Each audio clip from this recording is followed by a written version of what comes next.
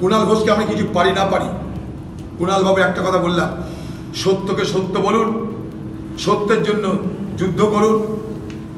আমাদের পার্টিতে আসতে হবে না, কিন্তু সত্য জন্য লড়াই করলে আমরা মানসিকভাবে নৈতিকভাবে আপনার পাশে থাকবো। আমাদের পার্টিতে আসতে হবে না, আপনার ভয় থাকতে পারে, অসুবিধা থাকতে পারে, কিন্তু সত্যকে সত্য বলছেন, ভালো লাগছে আমাদের।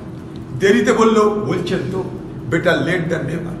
আপনি দেরিতে বলছেন সত্য কথাটা, তবুও তো ভালো লাগছে শুনতে। এই কথাটা আমরা এতদিন বলেছি, আর আপনাকে সামনে রেখে তৃণমূল সেটাকে প্রতিরোধ করেছে। আপনাকে মুখপাত্র বানিয়ে তৃণমূল আপনাকে ব্যবহার করেছে, আপনাকে বলির পাঁঠা করেছে। কালকে বিকেলবেলা তারা যে প্রেস রিলিজ দিল, তারা যে 2 লাইন লিখে দিয়ে সেটা তো সংবাদ মাধ্যমকে থ্রেট করেছে। তারা বলেছে পরবর্তীকাল থেকে কুণাল ঘোষের যে বক্তব্য এটা ছাপা হলে সেটার দায়িত্ব লিগাল অ্যাকশন নেবে।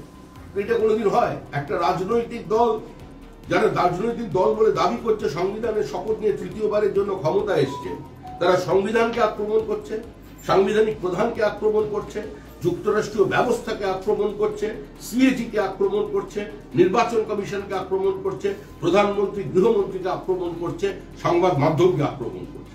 এটা কি কোনো রাজনৈতিক দল বলা যায়? এটা কি কোনো রাজনৈতিক দলের কাজ? বলছি, জিটিএ যে নিয়োগ দুর্নীতি, সেই নিয়োগ দুর্নীতিতে সিবিআই অনুসন্ধানে স্থগিতাদেশ দিয়েছে সুপ্রিম কোর্ট। কোনো জায়গায় যখন মামলা করা হয়, আমি যদিও আইনের মানুষ নন, আপনারা দেখবেন সাংবাদিক, হিয়ারিং এর আগে একটা অন্তর্বর্তী স্থগিতাদেশ দেওয়া হয়। মামলা খারিজ হয়নি, শুধুমাত্র স্থগিতাদেশ হয়েছে, তাও অন্তর্বর্তী স্থগিতাদেশ। দুর্নীতি যে জিটিএতে হয়েছে এটা প্রতিষ্ঠিত, দুর্নীতি যেটা হয়েছে সেটা জনমনে প্রতিষ্ঠিত এবং এটা দৃশ্যমানতা আছে। এখন আইনি সেই মোহর লাগানো বাকি। কেউ যদি মনে করে যে এখন এই অন্তর্বর্তী কুণাল ঘোষ তৃণমূল কংগ্রেসের সম্পাদক, তিনি অপসারিত হলেন না প্রমোশন পেলেন, এতে আমাদের কার কি এসে যায়? তিনি কি যুক্তি দিচ্ছেন, কোনটা কুযুক্তি কোনটা সুযুক্তি, এ নিয়ে আমার কোনো আগ্রহ নেই।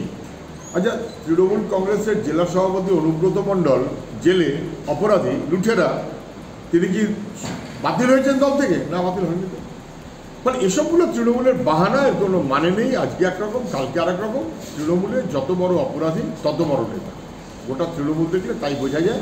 আমি কোনো বাড়তি কথা বলছি না।